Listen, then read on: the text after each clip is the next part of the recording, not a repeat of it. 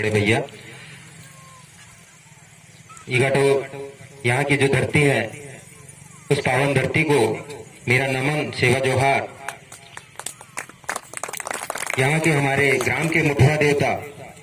हमारे पड़ापीन शक्ति, आज हम प्रकृति शक्ति से जुड़े हुए हैं आदिवासी समाज। तो हमारा सबसे पहले प्रथम कर्तव्य बनता है कि हम उनके समक्ष हमारी ओर से कोटि कोटि प्रणाम करते हुए उन्हें साक्षात नमन करते हैं। मेरे सभी बड़े बुजुर्ग, मातृशक्तियां और हमारे युवा साथी, जो सभी लोग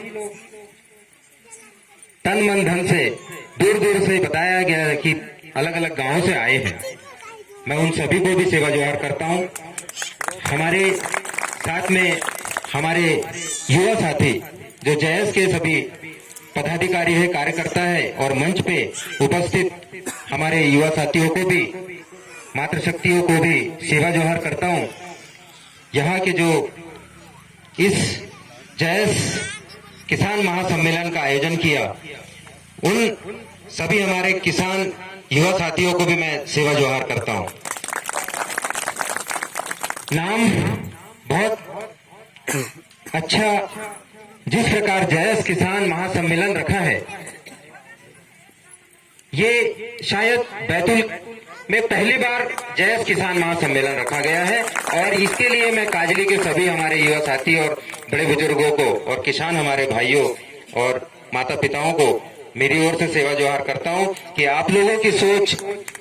जयस से बहुत कुछ मिलती जुलती है और आप लोगों ने इस जयस किसान महासम्मेलन का जो आयोजन किया है, अब ये हर ब्लॉक और पूरे जिले के अंदर अलग अलग जगहों में भी जयस किसान महासम्मेलन आयोजन किया जाए, क्योंकि हम आदिवासी समाज खेती बाड़ी और मजदूरी और किसानी करते हुए हमारे पुरखों से हम लोगों ने सीखा है और ये हमारे अन्नदाता कहलाए जाते हैं, क्योंकि आज हम छोटे छोटे गांव से लेकर देश के कोने कोने तक हमारा अन्न जो है वो वहां पहुंचाते हैं और हर घर घर में ये पेट पालने का काम करते हैं। इसीलिए किसान को जो है सबसे प्राथमिकता में रखा जाता है। लेकिन उसके बावजूद भी आज हम किसानों की जो दयनीय स्थिति है, उसके लिए भी हम ही लोग जिम्मेदार हैं। आज जिस प्रकार सरकार की बहुत सारी योजनाएं किसानों के लिए आती है, मजदूरों के लिए आती है, लेकिन वो बीच में ही बिचौलियों के द्वारा वहां पर खा लिया जाता है और हमारे किसान भाइयों को जो फायदा होना चाहिए वो उनका पेट काट के उनको फायदा नहीं, नुकसान पहुंचाता है। तो इसके लिए हम लोगों को सभी को गांव गांव में भी जागरूक होने की आवश्यकता है। आप लोग सरकार से जो भी आप लोगों को जो लाभ योजना का मिलना चाहिए वो नहीं मिलता है, परंतु अब हम लोग जयस के माध्यम से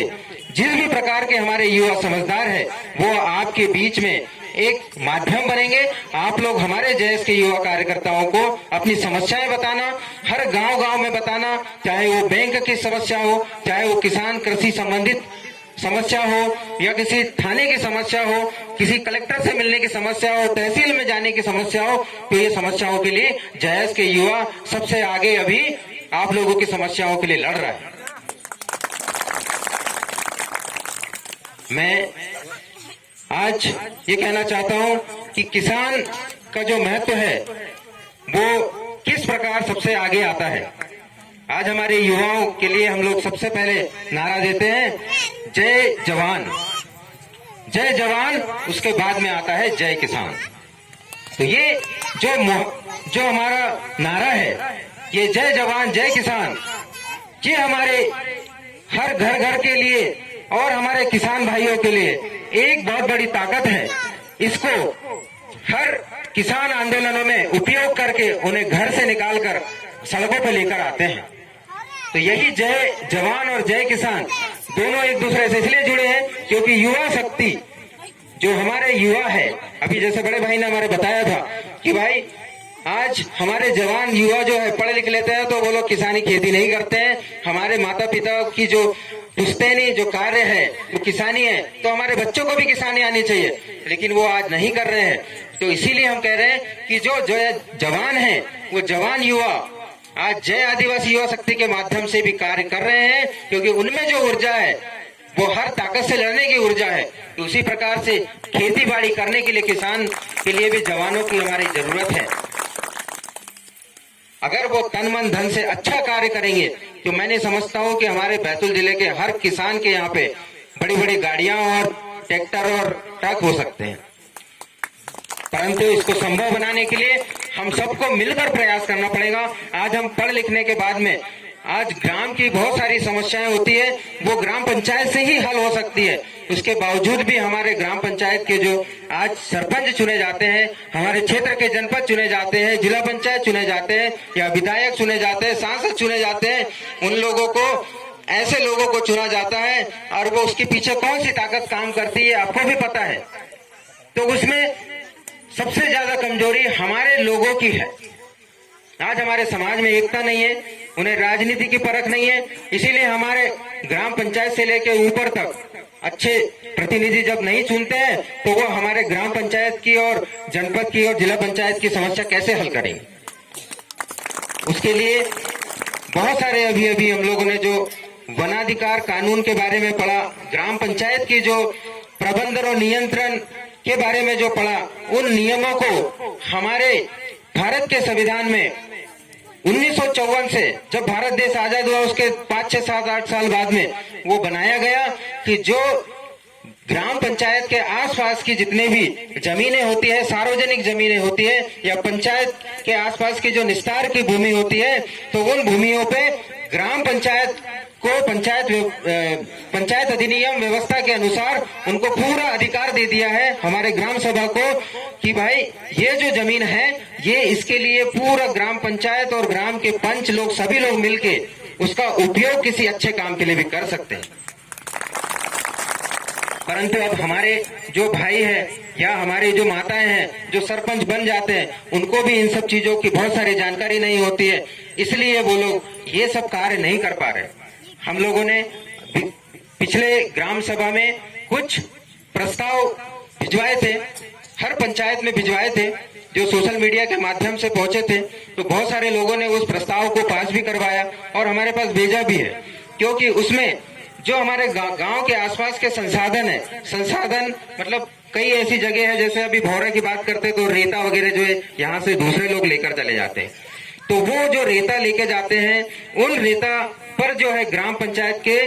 सरपंच का अधिकार होता है, आपके पूरे गांव का अधिकार होता है। जब भी अगर कोई वहां से लेकर जाएगा तो उसके लिए अगर आप प्रस्ताव निकाल कर दे देते हो, कलेक्टर को बता देते हो, तो उसको सरकार को भी उस बात को मानना पड़ता है कि ग्राम सभा की बिना अनुमति के वो रेता जो है वहां से नहीं लेकर जा सकते। तो इस बात को यदि हमारे सरपंच, हमारे जनपद के जितने भी प्रतिनिधि हैं, जिला पंचायत के प्रतिनिधि हैं, इस प्रस्ताव के लिए वो भी लड़ाई अगर ऐसे लड़ते रहेंगे तो हमारे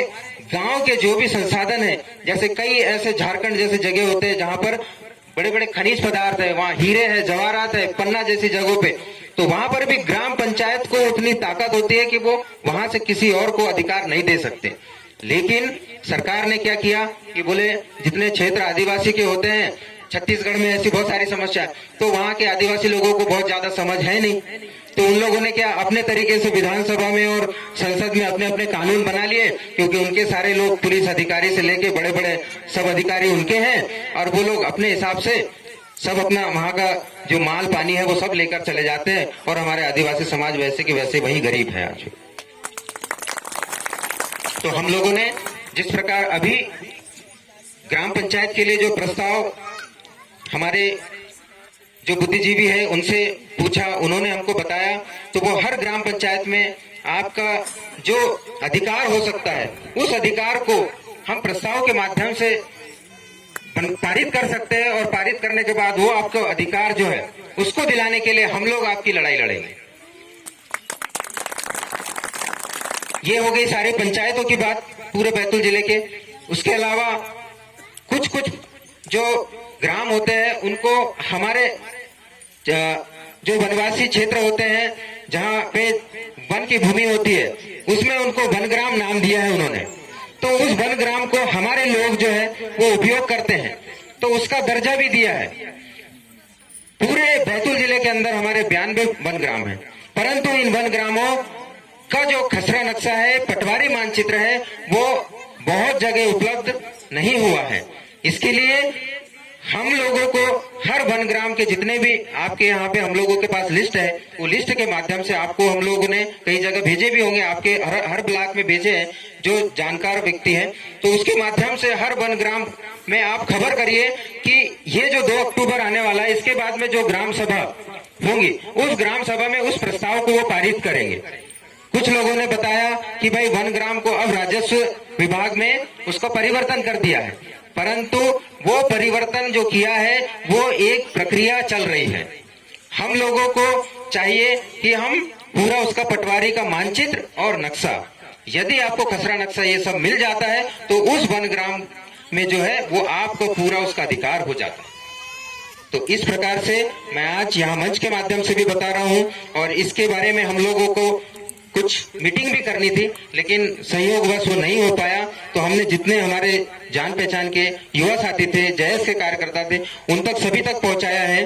लेकिन फिर भी अगर आप लोग तक नहीं पहुंचा है या उस वनग्राम वाले लोगों तक नहीं पहुंचा है तो आप संबंधित जैसे शाहपुर के जो ब्लॉक की टीम है आप उनसे बात कर सकते हैं, और उन लोगों को अगर यदि खसरा नक्शा या पटवारी मानचित्र ये आधिकारिक रूप से मिल जाएगा तो वो उनका पूर्णतः अधिकार हो जाएगा। या यहाँ पर कुछ राजनीतिक रूप से या प्रशासनिक रूप से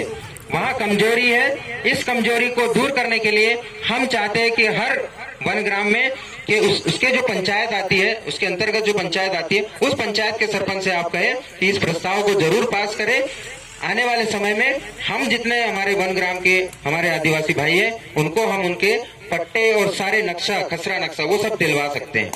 इसकी लड़ाई हम लड़ने के लिए तैयार है।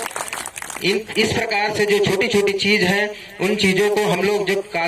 कानूनी और कागजी कार्रवाई से जब आगे बढ़ेंगे तो निश्चित रूप से हम लोगों को हमारी जो जीत है, जो सफलता मिलनी चाहिए वो हमको मिलेंगी। नहीं तो क्या होता है, सरपंच उसके पास कुछ फंड आया, बस सड़क बनाई,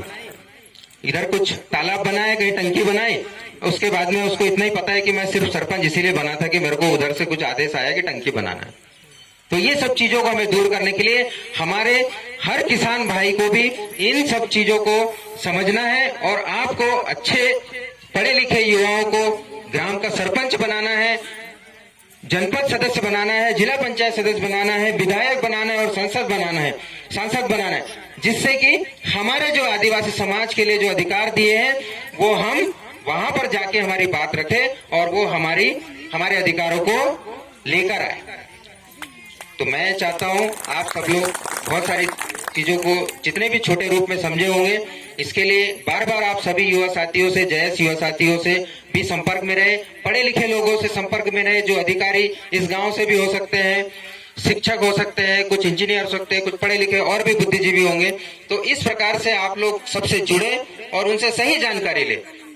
हम जिस प्रकार हमारे आदिवासी समाज में इस प्रकार की जो आज कमजोरी है, उस कमजोरी को हमको और ताकतवर बनाना है। तो ताकतवर बनाने के लिए हमको शिक्षा के माध्यम से पढ़े लिखे युवाओं के साथ में आगे बढ़ना पड़ेगा। धन्यवाद। सेवा जोहार।